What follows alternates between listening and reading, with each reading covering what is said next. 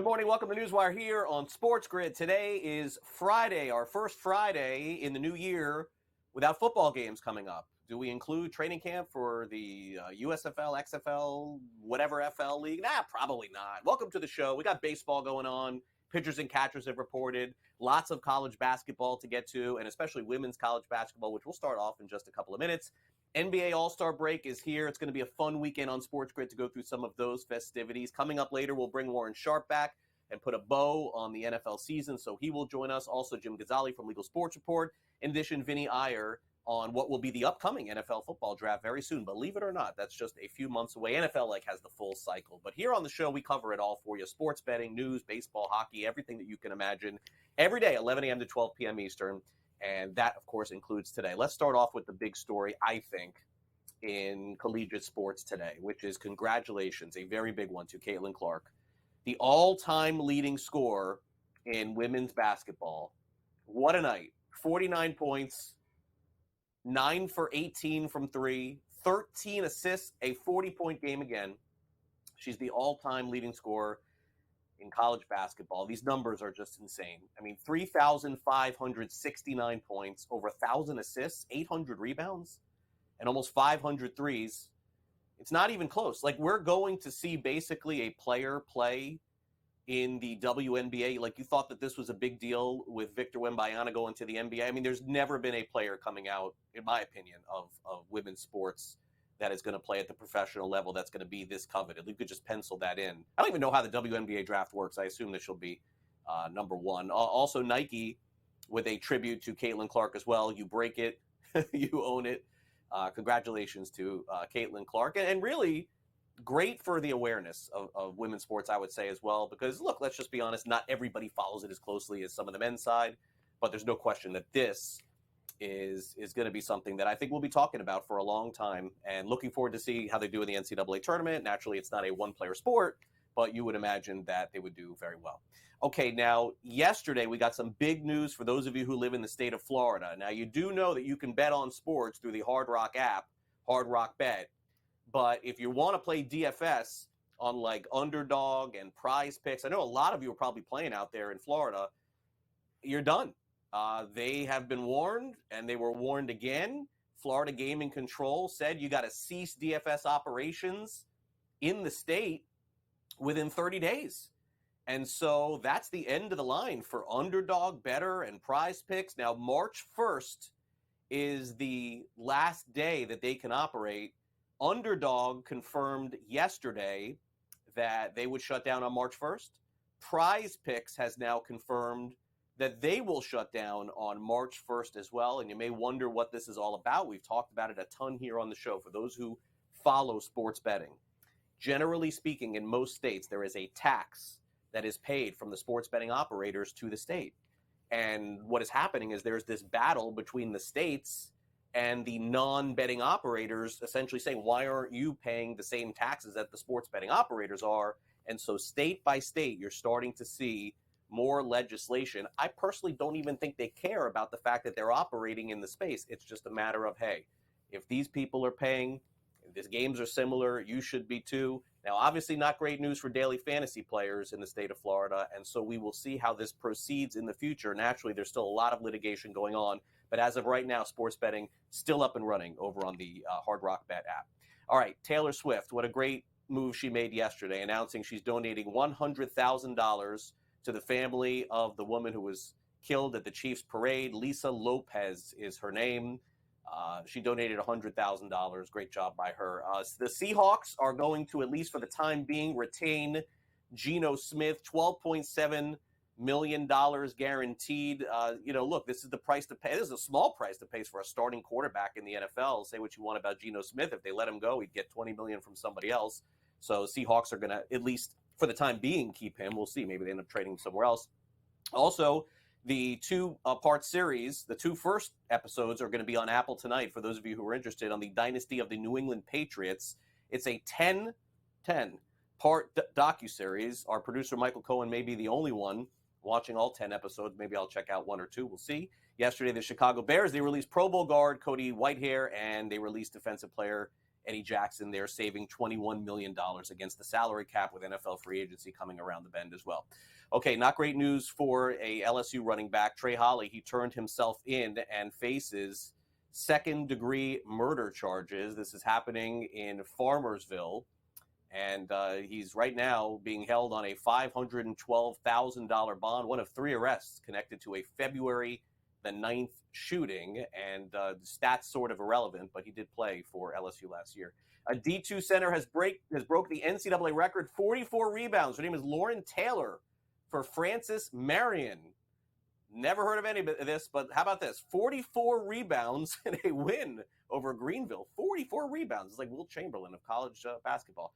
FDU's men's basketball team gets stuck in an elevator. This is crazy. Against Long Island University, they were delayed 17 minutes. They couldn't get out of the elevator. Some of the smaller schools this is going to happen. And also Georgia State's head coach Sean Elliott. Remember Sean Elliott in the NBA, of course, played great in college basketball, played for San Antonio. He joined South Carolina as tight ends coach and run game coordinator. He's the 4th head coach this offseason to leave for a non-head coaching job at a Power 5 school. But it's not the same Sean Elliott, so don't get confused. Okay, Klay Thompson, how about last night? 35 points after being benched. Said it was one of the first times he could remember coming off the bench in a long time. I think it was the first time since he came off the bench since his rookie season. 140-137 victory over the Utah Jazz on Thursday night. So good news for the Warriors. Are getting some extra pump there. The Grizzlies upset the Bucks last night going into the All-Star break. We had everybody on the show yesterday saying, is it possible you could take Memphis plus 11? Don't do it. Don't do it. Well, you know what happens when the consensus is wrong? 113-110. That's crazy. PJ Tucker has been fined $75,000 for expressing desire to be traded. 38 years old, has been a big part of a lot of teams that have made playoff runs, wants to get back into a playoff run as well. And free agent Danilo Gallinari has signed with the Milwaukee Bucks, so Doc Rivers has some help there. Okay, the big news in baseball yesterday is Rob Manfred at the commissioners' meeting said that he's going to retire in 2029. So this is his final run as commissioner of Major League Baseball. He'll be 70 years old and will have been commissioner for 14 years. And no word on who will take over as commissioner. We'll see. Lenny Dykstra, former big leaguer, World Series champion with the Mets and then with the Phillies, had a stroke this week, unfortunately, so our thoughts are with him. 61 years old, of course, has had a checkered up and down since he's retired from Major League Baseball, to say the least. Reggie Miller has signed a multi-year contract extension with TNT. Miller, one of the best in the game at calling the game, and Blake Wheeler of the Rangers left yesterday's game with a leg injury, 7-4 win over Montreal. He had to be helped off the ice in New York. All right, coming up next, it's time for us to dive into a little NFL draft talk. We're going to be doing a little bit of this and that as we get forward. Also, keeping you updated on the Genesis Open, which is underway in California. So plenty more to come here on NewsWire. Hope you can stick around being here on the show. Be back in a couple minutes.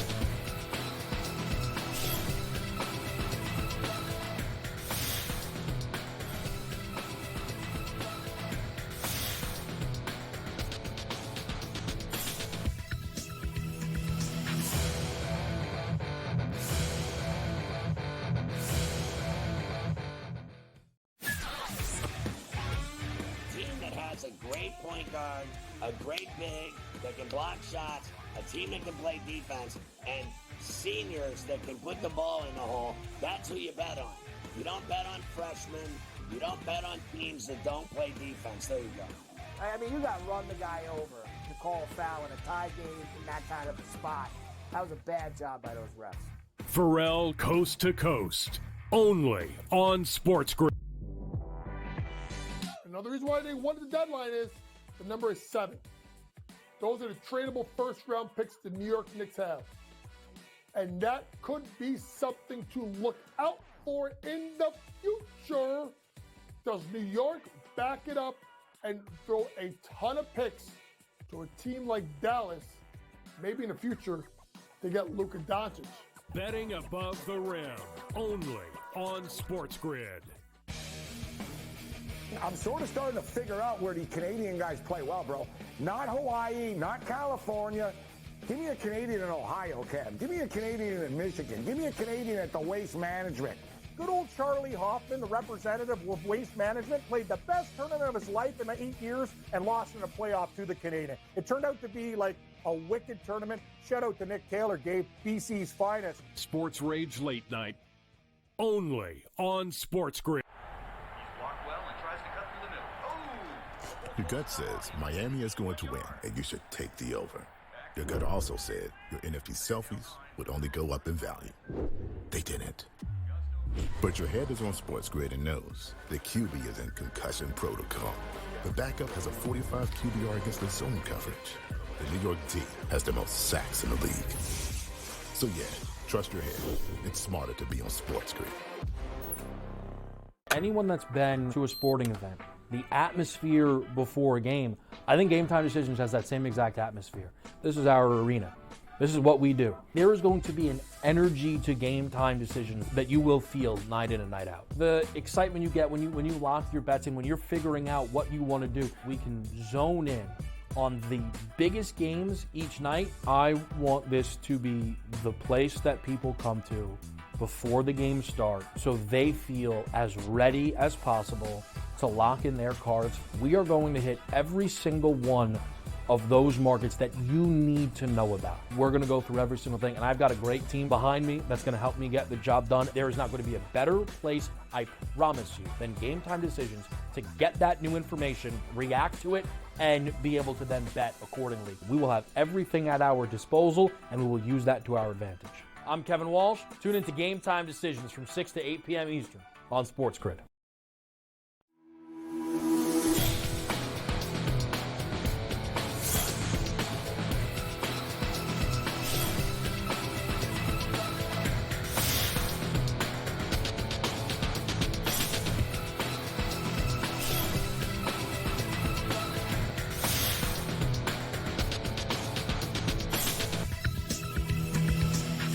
We got Vinnie Iyer back on the show here today talking NFL draft. Now, I thought after the Super Bowl that Vinnie Iyer was going to disappear from the sporting news and SportsGrid for a week or two. I mean, we got Ben Stevens going to Mexico.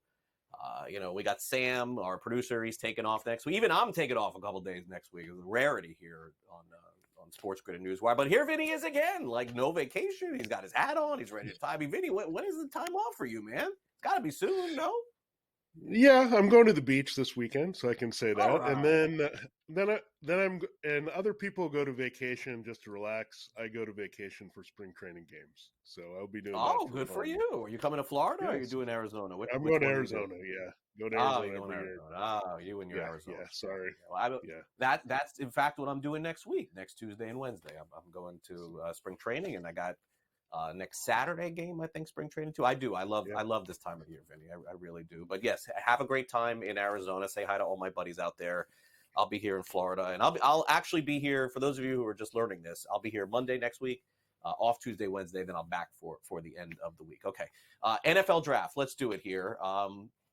Right around the corner, I guess. We sort of, Vinny, get this February slow time in the NFL, right? That it's that's it for the whole year, by the way, in the NFL. February is the only month where we really generally don't focus too much on the NFL. Then March comes, you have the combines, April things get hot, and then we have the draft. So at least initially, it does appear from anybody who's done any reporting here, and FanDuel will obviously show you all the reporting results, is that Caleb Smith is virtual lock to go first overall. I mean, you don't have these kinds of odds on FanDuel without that being the case. Now, we've seen strange things happen. Don't get me wrong. Jaden Daniels, 25-1, who knows somebody really loves him. All of a sudden, he's the first pick in the draft. That's to me, and I mentioned his name. That's the only player that I could see that would shock. It wouldn't shock me because somebody just falls in love with his combine, which is dumb, by the way. But that's the only player I could see. Otherwise, I think Caleb Williams is going to go number one. Yeah, and it doesn't matter if it's the Bears or another team trading up, because if that team trades up, they're going to go after Caleb Williams. It's not going to be a mystery like we had last year with the Panthers moving up to one. Is it going to be Bryce Young or C.J. Stroud? They ultimately went with Bryce Young, who was the favorite for much of the process last year. Williams has been the favorite since he won the Heisman just a couple years ago. And we know he's a special talent. He's there, and you're right. Daniels has that same kind of dynamic pedigree that you might look at getting a late spike if some team really loves him, and is concerned that picking at 2, the Commanders, or picking at 3, the Patriots, are going to jump on him, and you won't get him. So there's a lot to still figure out. We're playing the match game. We don't even know if the Bears are going to go for Caleb Williams. Right now, that would seem to be the logical move here, right, and move Justin Fields, where those rumors are heating up. You've got the Steelers in the mix. The Raiders have his old offense coordinator. The Falcons are out there. So there should be plenty of suitors for Justin Fields, and that will set up the Bears to go ahead and take Caleb Williams at 1 as their new starting quarterback. Yeah, no, I agree. And I think that the probably most compelling part of the draft is going to come after 1. That's not always the case. I think sometimes what we do is we focus so much on 1, Vinny, that I don't know what the word is, bamboozled. I don't know. The draft starts and it's like everyone's shocked who goes 2. Somebody moves up to take 2. It's because that number 1 pick is just so coveted. And generally speaking, in drafts, whether it's the NFL or baseball or the NBA or hockey, number 1 is generally a can't lose. I know we focus so much on the busts at number 1 overall, but out of 10 years, how many are busts? 1 out of 10 or 2? Yeah. And so we forget that the second pick in the draft could go any number of directions. Let's take a look at this graphic over on FanDuel. I mean, this is like telling us anybody could go number 2 overall right now. And by the way, 2 months away, Drake May, a favorite, but I don't know, not insurmountable. I've seen things like this change. Jaden Daniels, somebody, like I said, could fall in love with him. Look at Marvin Harrison. He's only 15 to 1. Yeah. Then I think there's some separation after that with J.J. McCarthy. But, I mean, I could see May. I could see Daniels. I could see Harrison. And I guarantee you this. You see that guy, Joe Alt? I don't even know who that is. You see that guy, Joe Alt, at the end there? I bet you that guy will get replaced by somebody else next week. Yeah, I mean, he is the offensive tackle from Notre Dame, but I'm not even sure if he's the best offensive tackle yet in this class. I mean, there's a few guys that are competing for that spot. So, yeah, it could be the next offensive tackle somebody likes instead. Corner's been all over the board, up and down as well. But, yeah, the quarterback match game is going to be a lot of fun to play because you have a lot of teams in play, including the Bears, Commanders, Patriots to start the draft. Then later you look down, you got the Falcons, you have the Raiders, you have the Broncos who want to get out of the Russell Wilson business. Then you start to think, okay, where does Justin Fields and Russell Wilson land? Do the Broncos get rid of Russell Wilson with a reasonable trade?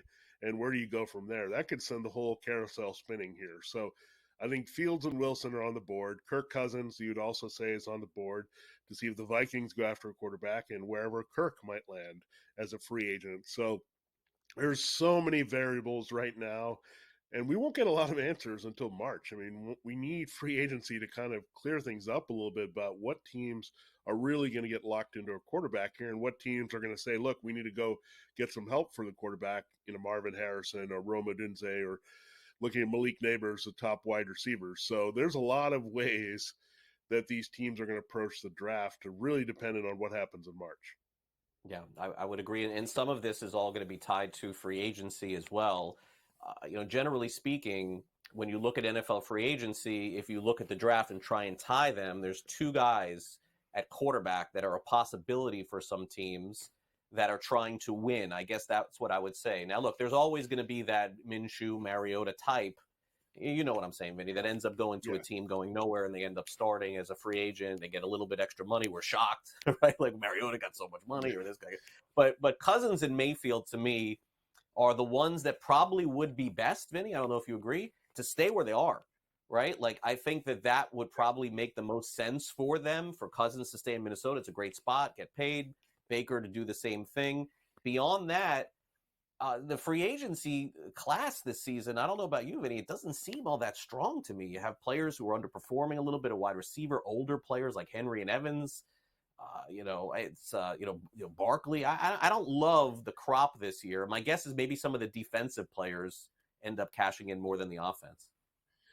Yeah, it's going to be interesting. I mean, Kirk Cousins, I think he definitely would want to stay there. Look how much money he's made in Minnesota over his career since coming over from Washington. This guy's made a ton of money in both places, and it's a question of are the Vikings going to afford him. I think that's the bigger question. Baker Mayfield is still rather affordable as a starting quarterback, so he could return to the Bucs, but he lost his offense coordinator.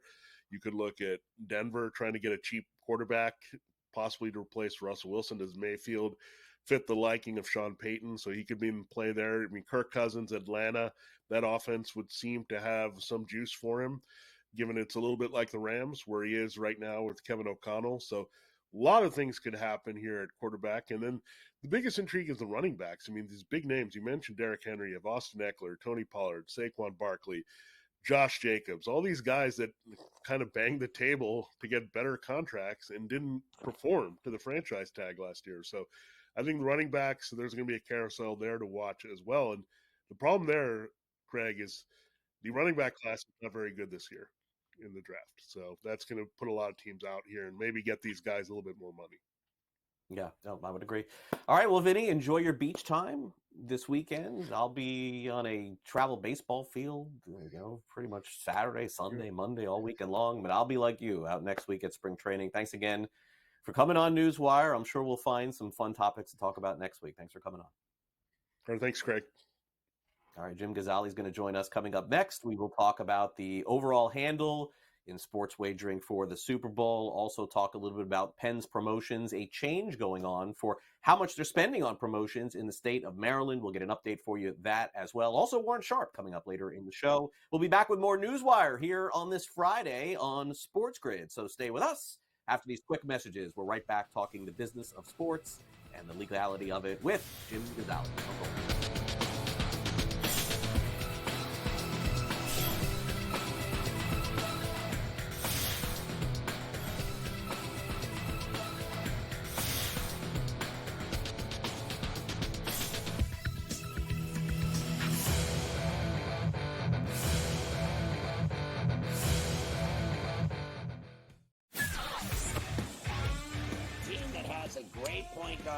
A great big that can block shots, a team that can play defense, and seniors that can put the ball in the hole. That's who you bet on. You don't bet on freshmen. You don't bet on teams that don't play defense. There you go. I mean, you got to run the guy over to call a foul in a tie game in that kind of a spot. That was a bad job by those refs. Pharrell Coast to Coast, only on SportsGrid. Another reason why they wanted the deadline is the number is 7. Those are the tradable first-round picks the New York Knicks have.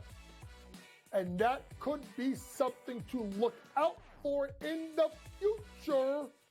Does New York back it up and throw a ton of picks to a team like Dallas, maybe in the future, to get Luka Doncic? Betting above the rim, only on SportsGrid. I'm sort of starting to figure out where the Canadian guys play well, bro. Not Hawaii, not California.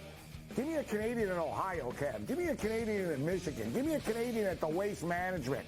Good old Charlie Hoffman, the representative of Waste Management, played the best tournament of his life in 8 years and lost in a playoff to the Canadian. It turned out to be like a wicked tournament. Shout out to Nick Taylor, gave BC's finest. Sports Rage Late Night, only on SportsGrid.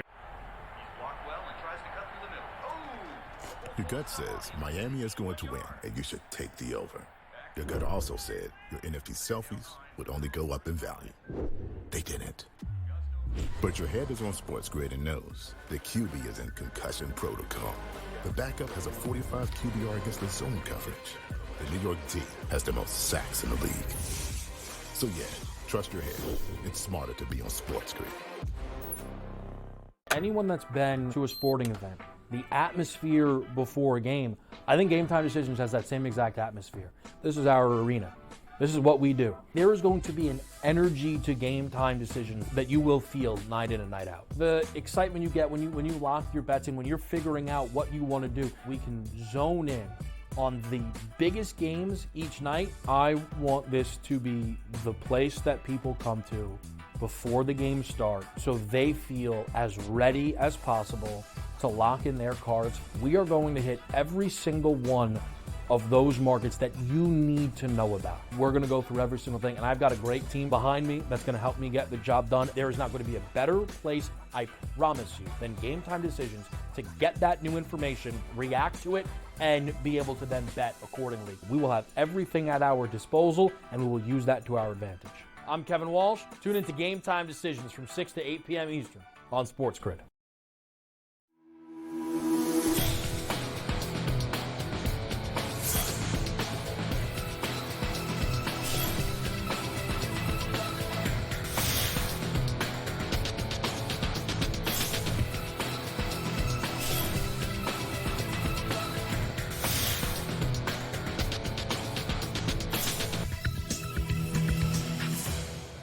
Welcome back to NewsWire here on SportsGrid. Jim Gazzale is with us here on this Friday to go over the latest in the business of sports betting. You can follow him on social media and all of his work over at LegalSportsReport.com.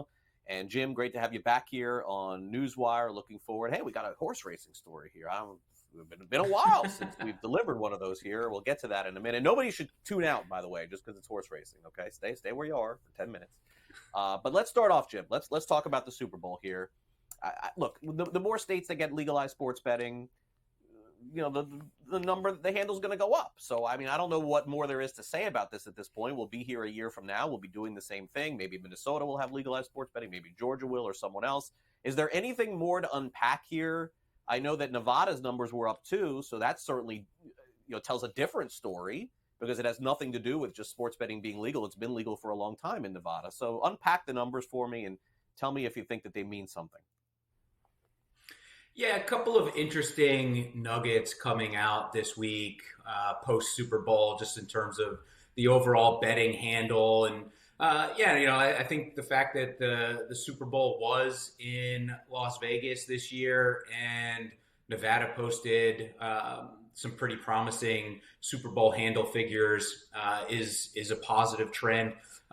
FanDuel, if we look on a bit more granular level, FanDuel had its highest betting volume for the Super Bowl at $307 million in handle through its platform.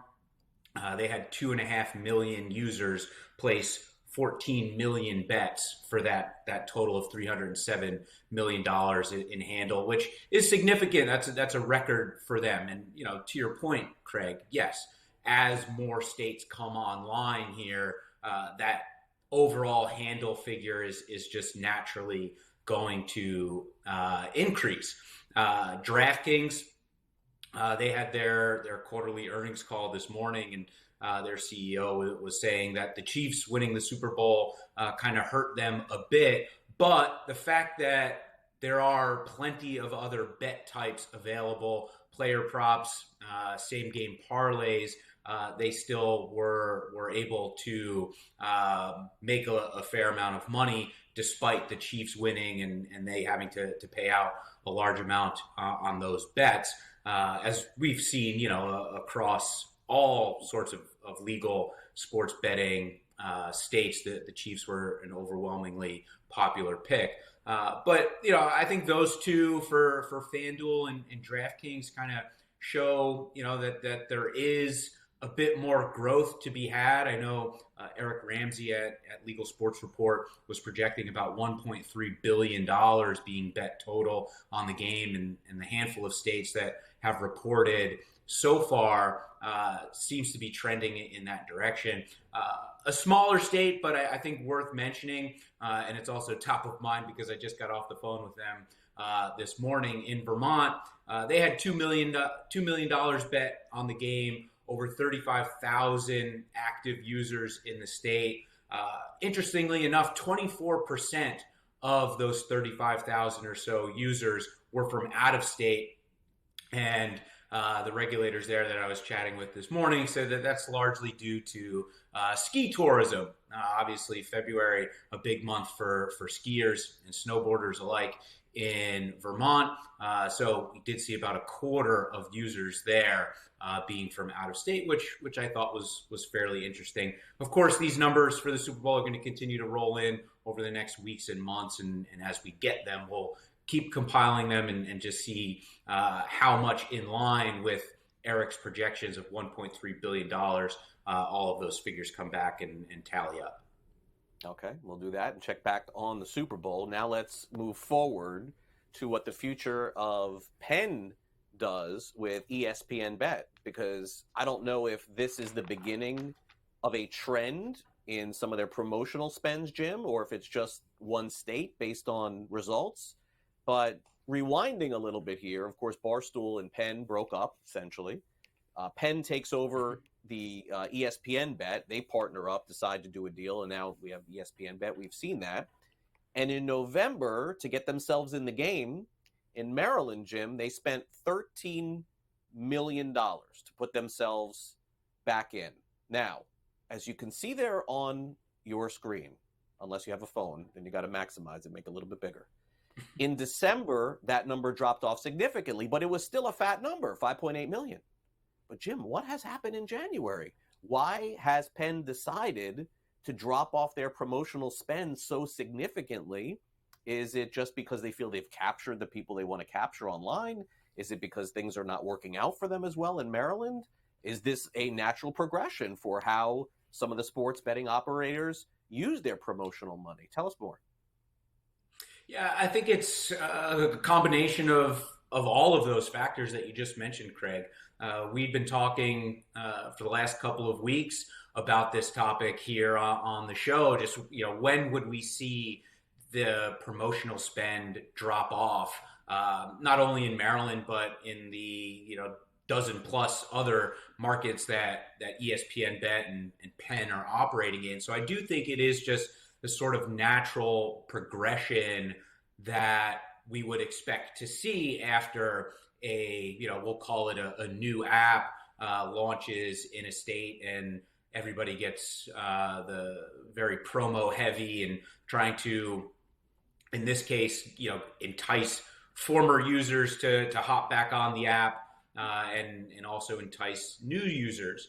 And interestingly enough, on Penn's quarterly earnings call yesterday, they said that the number of people that took advantage of those promos and either rejoined the app or downloaded it for the first time exceeded even their expectations, which drove that promo spending not only in Maryland, but in all of the markets where they're live, drove that promotional spending a lot higher than they had originally projected. Now, what have we seen from ESPN Bet here in 2.5, 3 months now is fairly consistent, right? I think in most states they're around that 7-8% of handle, not really nipping at the heels of the top two in DraftKings and FanDuel. So perhaps seeing how that trend and staying consistent in terms of their market share has been since they launched, perhaps that also played a factor in the reduction of promotional spending, not necessarily moving up in the ranks, if you will. One other thing that I thought was interesting in Maryland, their revenue for January was less than $1 million when you remove their promotional spending. So still, again, like we've seen there since the middle of November, just how heavy that promotional spend was in relation to the amount of money that they were generating is, that sort of difference is still quite stark. One other note going on across the country for Penn, they did just recently purchase the WinBet license in New York. So they will be launching the ESPN Bet app in New York, which, as we know, is one of, if not the biggest sports betting market in the country right now. So extra eyeballs, extra users that they could potentially capture there. I think we're probably looking at sometime later in the year for the debut of ESPN Bet in New York. Okay. And, certainly we will see how the future holds for all of the promotional spends, not just for them, by the way. I'm also curious about some of the sports betting operators moving forward after they've been active in these states for a number of time. All right, over to your favorite, horse racing. Let's get into it. We've got an update here on Turf Paradise out of Phoenix, a place where sports betting has been very popular. What do you make of the future here as far as getting online? Yeah, so in 2021, when Arizona sports betting was kind of sorting itself out and everybody was applying for licenses, Turf Paradise did apply for an online license back then, and they were denied because of the way the law was written. They were technically not a Arizona-based sports franchise.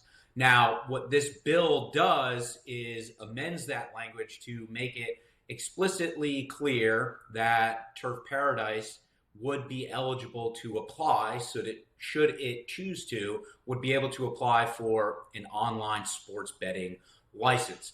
Now, I spoke to the bill sponsor earlier this week, and it's kind of moved from one committee to another that has a bit more bandwidth as they're kind of running up against the legislative clock, if you will. So this other committee has a little bit more bandwidth to kind of take this up and move it forward. But the bill sponsor did say that he's confident that they have the votes to push this along. He said that the bill is alive and well. So, obviously it remains to be seen, but potentially the opportunity for Turf Paradise, the horse racing track there in Phoenix, to secure itself an online license if they choose. And, as we know, there's been a fair bit of sort of maneuvering with online licenses in Arizona with operators coming in, coming out. So we'll see how this bill projects here over the next couple of weeks. All right. Well, we'll keep an eye on the turf, and of course, your favorite time I know coming up, Jim, with the Triple Crown right around the corner here, Kentucky Derby, Preakness and Belmont. We'll get your picks for that. Can't wait this summer, Jim. Have a great rest of your week, and we'll talk next week. Thanks, Craig. You too. All right. Warren Sharp's up next.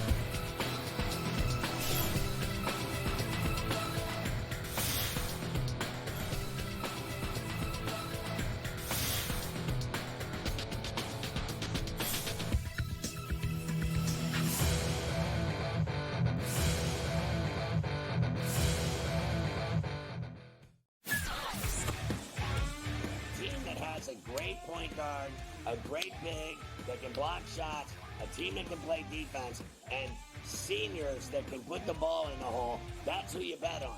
You don't bet on freshmen. You don't bet on teams that don't play defense. There you go. I mean, you got to run the guy over to call a foul in a tie game in that kind of a spot. That was a bad job by those refs. Pharrell Coast to Coast, only on SportsGrid. Another reason why they wanted the deadline is the number is 7. Those are the tradable first-round picks the New York Knicks have. And that could be something to look out for in the future. Does New York back it up and throw a ton of picks to a team like Dallas? Maybe in the future, they get Luka Doncic. Betting above the rim, only on SportsGrid. I'm sort of starting to figure out where these Canadian guys play well, bro. Not Hawaii, not California. Give me a Canadian in Ohio, Cam. Give me a Canadian in Michigan. Give me a Canadian at the Waste Management. Good old Charlie Hoffman, the representative of Waste Management, played the best tournament of his life in 8 years and lost in a playoff to the Canadian. It turned out to be like a wicked tournament. Shout out to Nick Taylor, gave BC's finest. Sports Rage Late Night, only on SportsGrid. Your gut says Miami is going to win, and you should take the over. Your gut also said your NFT selfies would only go up in value. They didn't. But your head is on SportsGrid and knows the QB is in concussion protocol. The backup has a 45 QBR against the zone coverage. The New York D has the most sacks in the league. So yeah, trust your head. It's smarter to be on SportsGrid. Anyone that's been to a sporting event, the atmosphere before a game, I think Game Time Decisions has that same exact atmosphere. This is our arena. This is what we do. There is going to be an energy to Game Time Decisions that you will feel night in and night out. The excitement you get when you lock your bets in, when you're figuring out what you want to do, we can zone in on the biggest games each night. I want this to be the place that people come to before the games start so they feel as ready as possible to lock in their cards. We are going to hit every single one of those markets that you need to know about. We're going to go through every single thing, and I've got a great team behind me that's going to help me get the job done. There is not going to be a better place, I promise you, than Game Time Decisions to get that new information, react to it, and be able to then bet accordingly. We will have everything at our disposal, and we will use that to our advantage.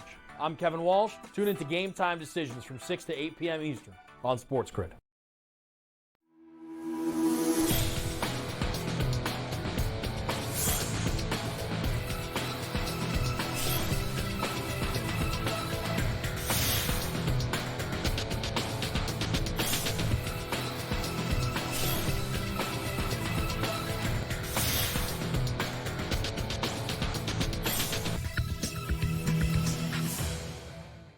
All right, this weekend, if you're thinking about betting on the NBA All-Star Game, the three-point contest, or the MVP, you're in luck. I'm not one of them, but maybe Ben Stevens is. Ben has a preview of the three big events where the NBA All-Star Game total is like pushing, what was it, Sam? Was it 400 points? Oh, I thought it was even higher than that. Are you sure? I thought it was like 360. Anyway, that game usually goes over the total. But generally speaking, the All-Star Game and the festivities are a lot of fun. There are odds on all of this stuff now that you could bet on. So if you are interested, not that I'm a professional here or making a recommendation, the guy to listen to here is Ben Stevens. And here he is. Craig, it is All-Star Weekend in the NBA. To Indianapolis we go for a weekend full of events. It starts tonight. We have Skills Challenge. We have Rising Stars competition. Of course, All-Star Saturday, dunk contest, three-point shootout, Sabrina versus Steph. That's Sabrina Ionescu versus Stephen Curry. And, of course, on Sunday night, the All-Star Game here in 2024. A change in format, Craig, back to what we were accustomed to prior to the last half-decade. East versus West. No draft, just East versus West. Still two captains, though. LeBron, the captain of the Western Conference. Giannis Antetokounmpo, the captain of the Eastern Conference as well. These two have been captains multiple times throughout the former format. LeBron as a captain in the All-Star Game. His team's 5-1 straight up. The only loss to Giannis last year, but 2-1 in the head-to-head matchup between Captain LeBron James versus Captain Giannis Antetokounmpo. A 3-point number in favor of the Western Conference.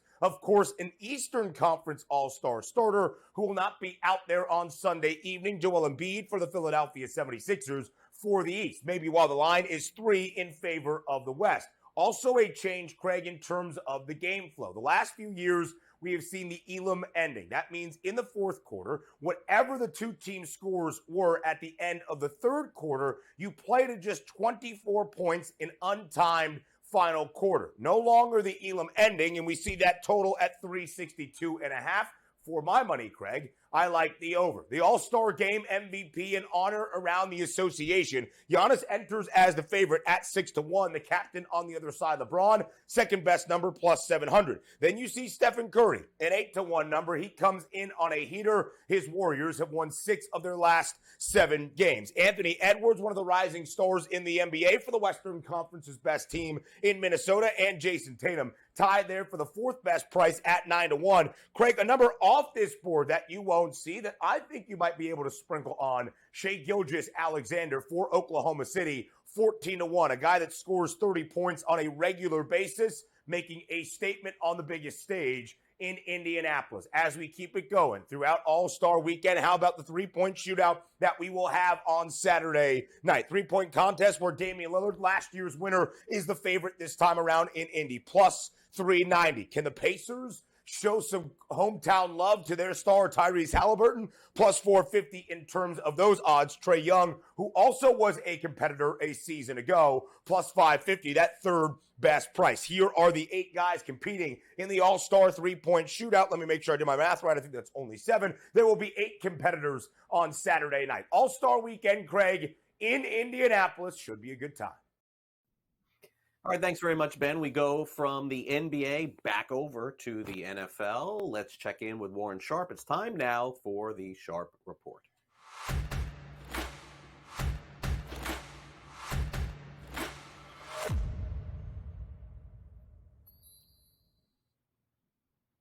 It does seem like a long time ago, Warren. We were sitting here last Friday previewing the NFL, previewing a lot of those props, by the way. A lot more of those props hit, by the way, last week. That was really fun to watch those come through.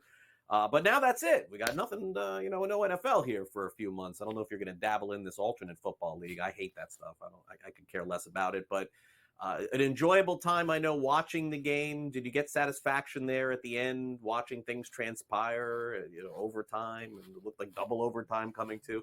The first hour or two is sort of boring, but I thought that watching the end really made watching the first 3 hours and all the coverage worth it.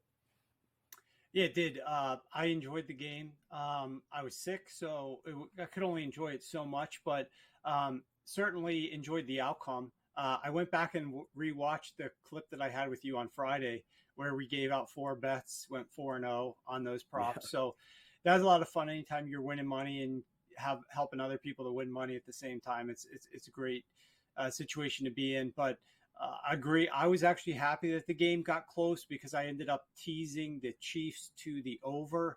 And so that was able to get there thanks to that flourish late. But all in all, an entertaining game, a close game, a competitive game. You're sitting on the edge of your seat for a while. So I thought it was a very good Super Bowl overall. Okay. Well, let's talk about what's happened since then. A lot of things have actually happened since then. You've had the defensive coordinator for the winner extended and for the loser fired. Like, Warren, I got to tell you, I know that there's culpability there. We'll get to Steve Spagnuolo. Obviously, he's the man. But what does it take to keep your job in the NFL, Warren? Like, this is like, I mean, you get to the Super Bowl, you come up 3 points short, and then you get fired? Like, I mean, what coach could possibly feel safe in the NFL? So you're right in terms of your end takeaway, which is what coach could feel safe. We've seen so much turnover, which is why I think it's vital as we are starting to look to 2024 that we understand who is actually coaching these teams this year, because there's been a lot of turnover, OCs and DCs, figuring out who's coaching, who's calling the plays, what their philosophies are, what their head coach is going to give them the flexibility and freedom to do.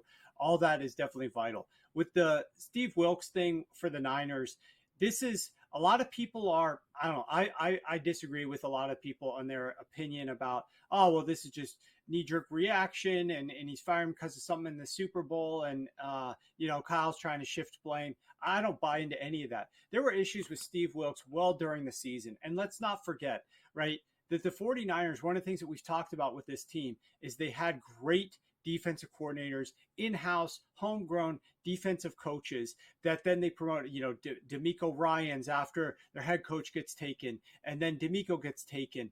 And so we're on now an outside person coming into the system in terms of Steve Wilks, and he just wasn't a very good fit.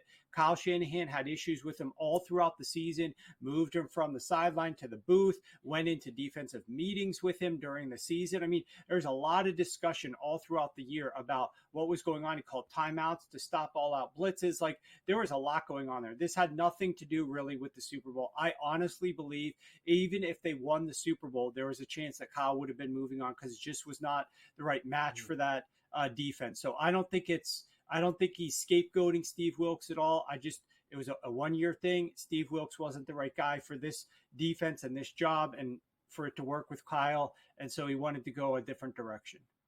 Yeah, no, I get it. And, that's good perspective, Warren, because a lot of times it feels like it's a result of one game because we're seeing this. But my guess is what you're saying is true, is that we could have probably secretly been in a room with Kyle Shanahan and said, hey, in November, like, is Steve Wilks going to be back? He probably would have said no. Like, He never would have told us that publicly, but a lot of times we don't see the entire picture. We just see the end result and then make the assumption there. Okay, so let's move on now to, do you want to do more on Spagnuolo here? Did you have anything to add on that? Okay. Yeah, the one thing about Steve Spagnuolo is just think about the context of this, okay? 2019, this dynasty starts, right? We can now call it a dynasty with the way that they're winning these games. This dynasty starts, and they have not lost their offensive play caller or their defensive play caller. And what dynasties can you say that for, where the team has been able to retain the guy who's calling plays on offense, the quarterback, and the guy who's calling plays on defense for, 5 years now, heading into 6 and possibly 7. I don't know how long the extension was. I mean, it's absurd how much good fortune the Kansas City Chiefs have, not just with making the right decision to draft Patrick Mahomes and then pairing him with Andy Reid, who's not going to leave because he's the one calling the plays, so nobody's going to hire him.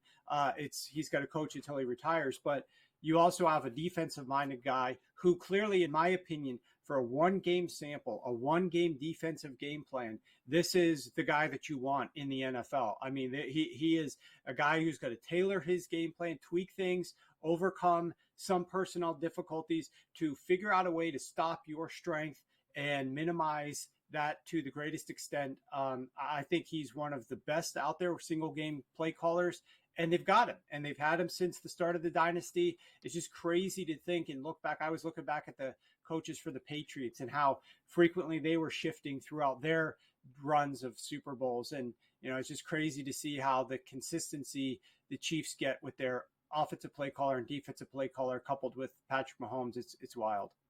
Yeah, and certainly the tragedy of the parade overshadowed such great things for Patrick Mahomes.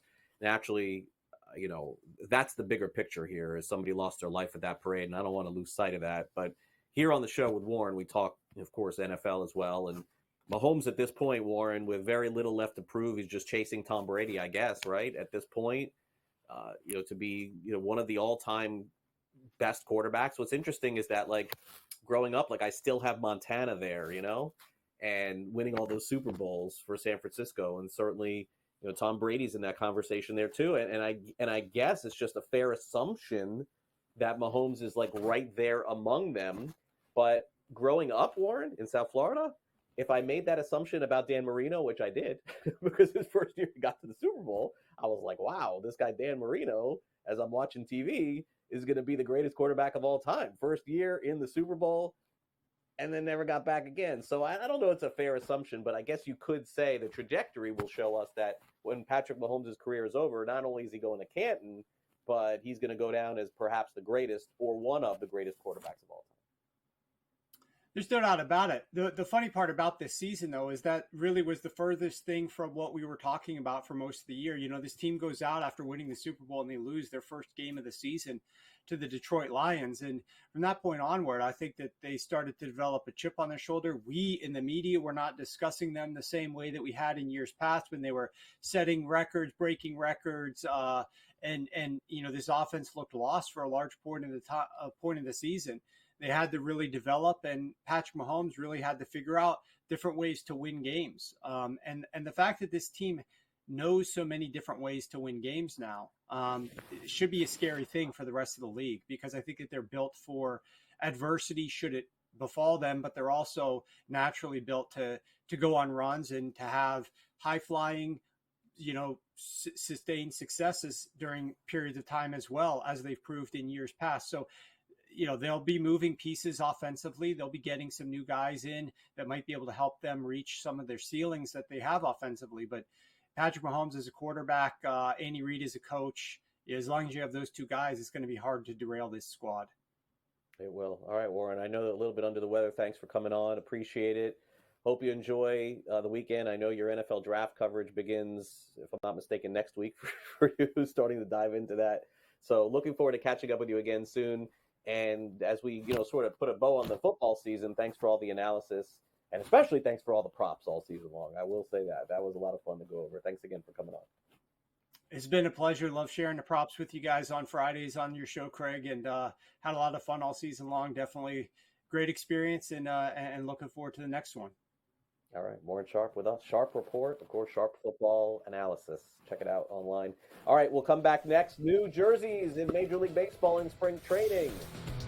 Nothing will see.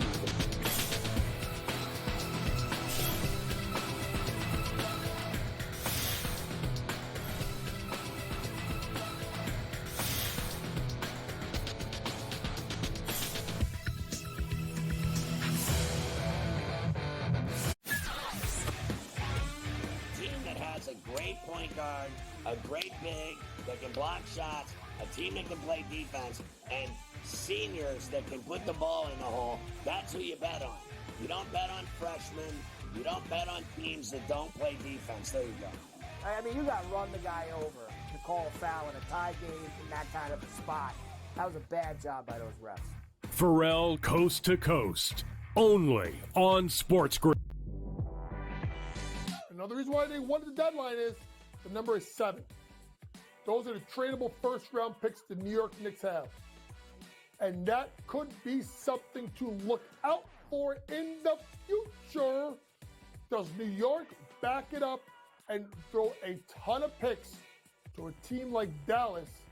Maybe in the future, they get Luka Doncic. Betting above the rim, only on SportsGrid. I'm sort of starting to figure out where these Canadian guys play well, bro. Not Hawaii, not California. Give me a Canadian in Ohio, Cam. Give me a Canadian in Michigan. Give me a Canadian at the Waste Management. Good old Charlie Hoffman, the representative of Waste Management, played the best tournament of his life in the 8 years and lost in a playoff to the Canadian. It turned out to be like a wicked tournament. Shout out to Nick Taylor, gave BC's finest. Sports Rage Late Night, only on SportsGrid. Your gut says Miami is going to win, and you should take the over. Your gut also said your NFT selfies would only go up in value. They didn't. But your head is on SportsGrid and knows the QB is in concussion protocol. The backup has a 45 QBR against the zone coverage. The New York D has the most sacks in the league. So yeah, trust your head. It's smarter to be on SportsGrid. Anyone that's been to a sporting event, the atmosphere before a game, I think Game Time Decisions has that same exact atmosphere. This is our arena. This is what we do. There is going to be an energy to Game Time Decisions that you will feel night in and night out. The excitement you get when you lock your bets in, when you're figuring out what you want to do, we can zone in on the biggest games each night. I want this to be the place that people come to before the games start so they feel as ready as possible to lock in their cards. We are going to hit every single one of those markets that you need to know about. We're going to go through every single thing, and I've got a great team behind me that's going to help me get the job done. There is not going to be a better place, I promise you, than Game Time Decisions to get that new information, react to it, and be able to then bet accordingly. We will have everything at our disposal, and we will use that to our advantage. I'm Kevin Walsh. Tune into Game Time Decisions from 6 to 8 p.m. Eastern on SportsGrid.